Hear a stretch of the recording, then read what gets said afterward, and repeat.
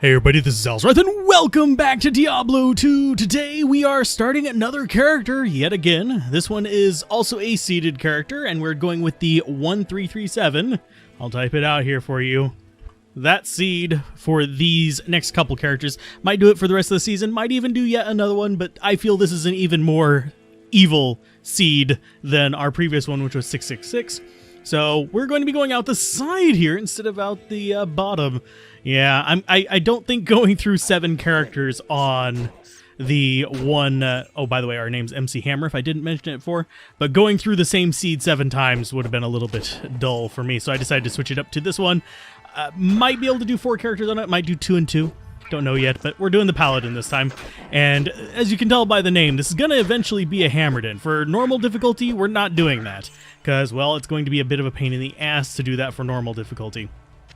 What we're going to be doing is probably a Zealot. If I had just something simple to get through normal difficulty, something easy. Zealot is one of those, because we can actually get various items that can help us with that. So I'm not too bothered with that. And I just realized we're on Players 1. One of you needs to remind me, actually put stuff on Players 8.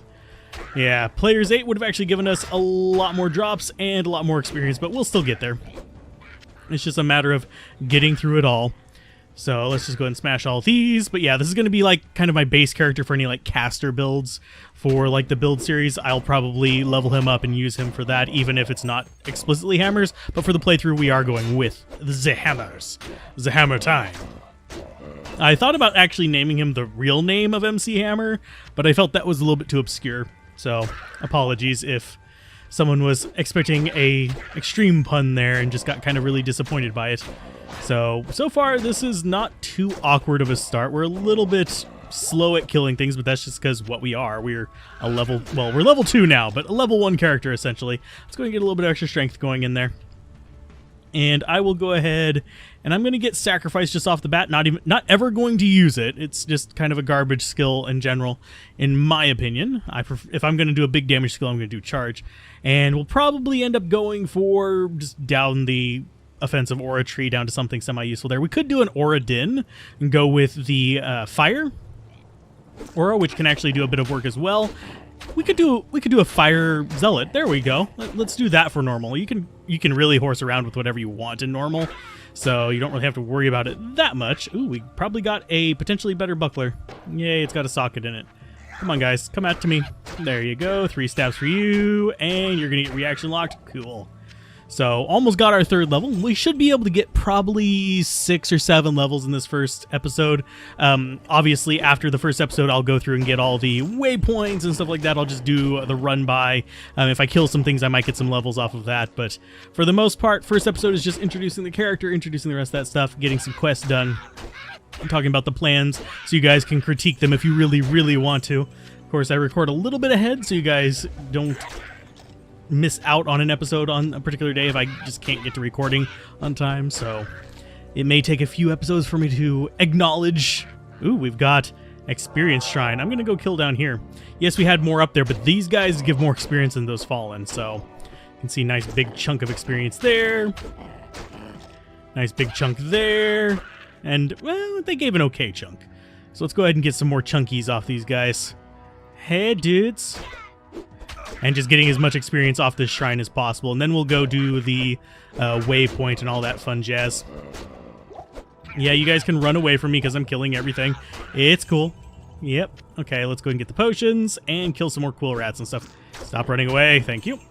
The quill rats are really irritating whenever they run away because they're ranged. Can be total dicks. Thankfully, we're not playing an assassin this time, so I don't have to worry about Fade reducing the length of the XP shrine. XP shrines, pretty useful. I don't really get overly concerned with them usually. It's just like one of those things that's just okay. It's not super important. It's just nice to actually have that little bit of extra experience early on. And we'll just keep going. We'll get that fulminating potion on the way back. We're just looking for more enemies here. Probably won't find any. Oh, there's one. But yeah, we probably won't find any super useful ones for like extra experience because, well, we're not going to have a lot of boss spawns. Boss spawns? Boss spawns. I can use words. Let's go and grab that. We now have a hat. Yay. And this is actually going to be probably a weird one to run. I don't know what we're going to be expecting later on in like the higher difficulties, especially like with the Act 5 spawns and stuff like that. That's what we're going to be learning on this one. It could be a bad thing. I may need to actually get redemption just to make things worthwhile. Make things possible in like the Worldstone Keep and stuff like that, because if we have undeads being brought back like the Gloams with the 666 seed, definitely going to need a way to get rid of the bastards that are going to be, you know, a royal pain in the ass. And we won't be able to get Zeal until 6, no, so it's going to be one of those things where it's just kind of, whatever. There's another short staff, we got a mana potion, we're definitely going to need those later. Let's just kill all these little buggers before they all get away. You're just running. Let's go ahead and block the door in here. And there's 2 of you in here. Lovely. Nice. I can deal with that. Stamina potion, quilted armor. And we should be running out of our XP shrine fairly soon, so we can go back and grab stuff in just a minute. Yep, called it. So here's the zombie. We'll just kill him off, and then we'll go grab the stuff that we missed back there. Like the fulminating potion and stuff like that. How are we looking on inventory space? Not too amazing, but good enough. We'll go ahead and pick up some gloves, because why not? I mean, it's extra armor. Not that armor is particularly useful in this game, but it's there. Which makes me think, maybe I should do a Defiance Paladin one of these days. Just show that off. You can get up to ridiculous amounts of defense, but other than that, it's a extremely useless build. It's not even like it doesn't help you survive any longer, because a lot of things just ignore defense. It doesn't really help you kill faster. The only thing it helps you with is literally things that physically hit you, like archers and, whatchamacallit, melee characters. Other than that, it's just useless. So, yeah. Let's go ahead and see. Let's go get 5 more strength, and we'll get a little bit of dexterity, because we're going to need it just to equip the stuff that we want to equip. Probably going to be going flail. If you were wondering what my choice of skills was, we're going to get 1 in might. I think we will do just the Holy Fire Paladin through normal. Holy Fire plus Zeal. Maybe get some Resist Fire to help boost it up. We'll see in just a bit. Just because we can. I mean, it's not going to hurt anything. It's just something to do. And that will actually murder a lot of things on Players 1. So let's go ahead and sell all the garbage we have on us. You are a 2-socket cap. That might actually be worth keeping. Sell that. And that's actually good money. If that was 2 sockets, that would have been a really good leaf staff. So let's see what we get in here. We've got a slightly better weapon. I think we will go ahead and buy that. Just because we want slightly better weapon, we'll sell all the rest of this junk, even the gem. I've got plenty of gems laying around. If I really, really want to use those, we can. And I'm not selling the 1-cost ones because, well, we can put those into books, and it's cheaper than selling those and just buying a new one. As far as belts go, attacker takes damage of 1 is nice. We're looking for 2-socket armors. Don't have any yet. Not terribly concerned about it. We'll be able to find some eventually. And I think I will sell that. I don't like the cap aesthetic. No, I don't want to buy boots of dexterity. That is tempting, though. But we'll skip on it for now. But now we have a slightly better weapon. We could also even just look for a scepter, but chances are we're not going to have the money for anything good. So I'm not even going to bother with it just yet. So let's go ahead and get those in there. And then cap out if possible. Yeah, we got enough to max those. Sweet. But yeah, good scepters with like plus skills. See, they're like almost 5,000 gold. That one's almost 8,000. It's just got thorns. We can't even use the thorns one because we're not high enough level yet. Prayer and might. But yeah, if I find a good scepter, maybe. They also have durability issues generally. But it is what it is. So let's go ahead and dump that in there. We'll hold on to our last skill point, and now we've got to go find ourselves the Den of Evil, because that's what we go looking for, usually this first time, because we want to get that extra skill point, some levels up. I am going to drop it down to Players 1 before we go in. I will keep it to Players 8 until we go in, though. So it should be just right here. Yeah. So are there any enemies around? Doesn't look like it, so let's go ahead and do Players 1. This is just so we're not dealing with the boss in here for an hour and a half. And let's go ahead and throw on Might, because better to have Aora than Nora. And yeah, we're still not one-shotting things, so it's fine.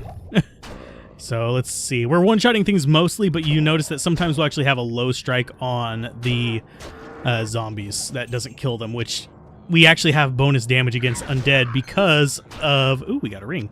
Because of the mace, which is another reason why I like it more than the sword starting out. So if you can find a mace early on, not a bad choice. You can also go with a flail whenever you get to Act 2. Do things like malice in it, which is actually pretty good. You can do malice in a sword as well if you want. But for the most part, your flail is going to be your best option because, well, it's extremely fast. So, yay. Honestly, if I had a choice for like a weapon to make malice in, it would be a crisp blade, but you can't get 3-socket crisp blades. At least not early on in normal. You generally... I forget whether you can get them in, like, Act 5, but I know that in Act 2, where you can actually shop them without them being just automatically magical, you can't, because Farah's level is too low. So let's go ahead and identify you. Are you going to be garbage? Yes, but you're +1 maximum damage garbage, which is good garbage for me.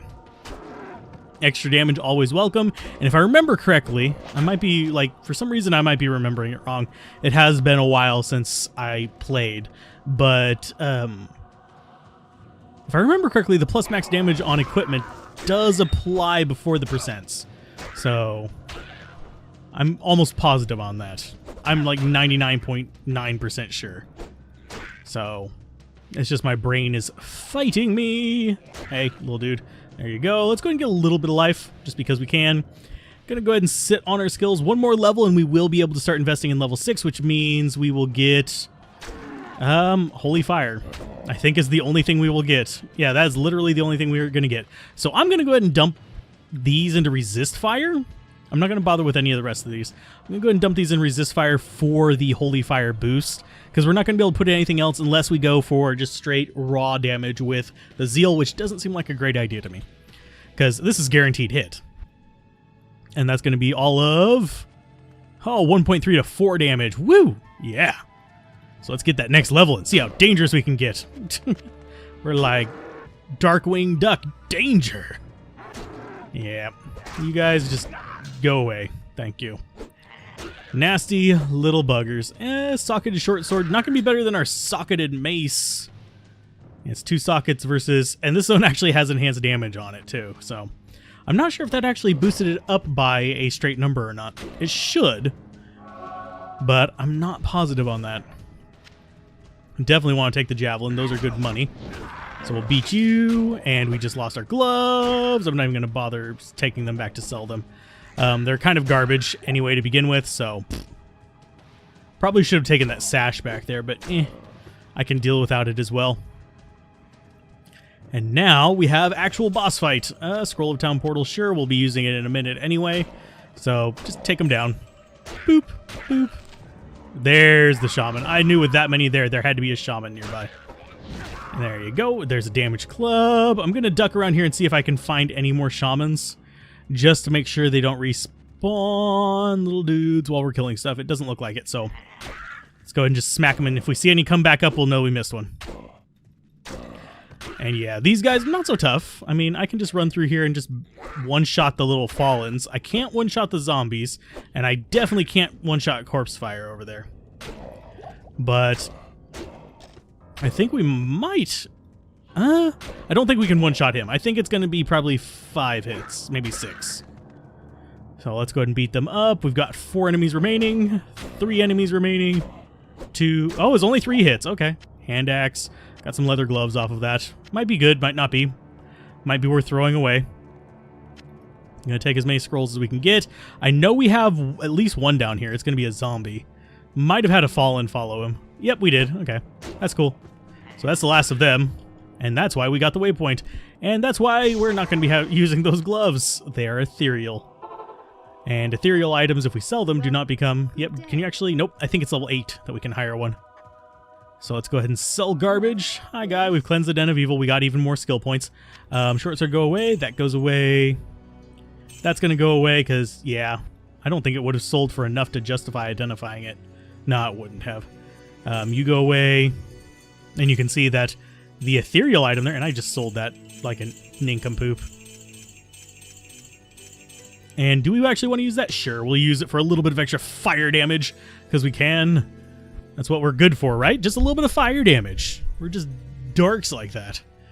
And I think, yeah, groovy. Another point into resist fire. We're going to have amazing fire resistance too. But we're going to use the holy fire plus the whatever weapon we can find. Probably malice. I am looking for 2-socket armor again. Still not finding it. Well, that's garbage. 10% faster hit recovery. I'll take that. I don't usually go for hit recovery, but we are going to be in melee a lot, so you will probably see me pick it up through normal and then ditch it like crazy whenever we get to Nightmare, whenever we start switching over to Blessed Hammerdin. And let's see. I think you guys are players 8, aren't you? Yeah, you are. So we'll just beat the crap out of you, and we'll put it back up to players 8. We're not going after... what's her name? Bloodraven. We're not going after her in this one because, well, that's generally something you want to do after you've gotten some levels up, because she's technically a little bit over-leveled for where she's at. She's got the Butcher effect. So basically, she's designed as a kind of thing that says you are not as powerful as you think after you've been destroying everything on the first couple levels of an area or the first little bit of the game. She's meant to be your check on that. She's meant to be like, okay, you're not so tough situation. So, and she does a good job at that. I mean, she, after you've played through a few times, just like with the Butcher, it's not as bad because you're kind of used to it now. You know the patterns. Like with the Butcher, you know, just get him behind a grate and just shoot him from a distance and you don't ever have to worry about him. Takes a little while, but you can kill him at pretty much any level. So, yeah, with Bloodraven, it's literally you just get AoEs and deal with all of her little friends and dodge her arrows. But other than that, it's not too bad. So let's see. We should have, yeah, more shamans up here. Definitely want to kill these guys that are going to be actually a pain. And we had to use a potion there. Sort of. We didn't have to. I just use it as a safety measure because I don't want to get below half. And yes, I am trying to keep the numbers up on the globes. I will sometimes accidentally click down there and cause them to go away, but that's not my intention. So I know that some people really like to see the numbers. I personally, I'm not a huge fan of them. They're just kind of there. I like having my map and then having these go bloop like that. I can judge by the depth down in the mana without having to cover part of my screen for it. And I'm surprised we have not gotten... We'll go ahead and use that. Surprised we have not gotten any charms whatsoever. Now, it is good, like, early on, with how small charms spawn and stuff like that, you can actually get some decent small charms early on if you can get them to drop, because they're, I think it's Q level is of a certain point, and they can't drop with worse than a certain thing, so it's kind of a weird, you'll end up with things that require a massive level early on that you get. It's strange. So level up, let's go for a little bit of dexterity. I think we need 35 for the, yeah, I think it's 35 for the, whatchamacallit, flail. I'm just going to keep calling them whatchamacallits until I actually remember what they're called. Yeah, that's actually doing decent damage. Hi, guys. And since nothing can be immune in this difficulty, it's not so bad. And I think this... Actually, I wasn't paying attention to where I was on the map. This might be Bloodraven. If it is, we're walking the other way. Oh, no, it's Stony Field. We're going the right way. I'm looking for the waypoint is what I'm looking for, just to keep you guys along with it. We might be able to kill Rakanishu, and you can see it doesn't do a lot of damage, but if we get it up in levels, it can do okay. So, if we get the next level, it's going to be almost double the damage, and it doesn't cost any resources to actually keep it up. And on Players 1, it actually does okay damage. You will notice by the time we get to Act 4 that it won't, but up until then, we're pretty much just have a solid AoE going on here. Of course, we're going to end up triggering lightning enchants like crazy, but... Hi, guys. Ouch! Jeez, they're hurting. Let's go ahead and drink the potion. And I accidentally drank one of the mana potions because I forgot that was on my belt. I'm just going to drink the other one away. I need healing potions down there, so that's going to go there. We got an Eagle Orb, not really welcome. There we go. Doing a little better against these guys. Go ahead and drink that. because this guy's gonna hurt like a truck. There you go. Aw, nothing from it. I was hoping we actually would get like a rare or a set from that, because that would have been lovely, but unfortunately it doesn't always happen that way. Small shield might be better than what we've got. Sure, we'll check it. Don't usually need to do that early on. 13, yeah, extra defense versus socket. I'd rather have the socket.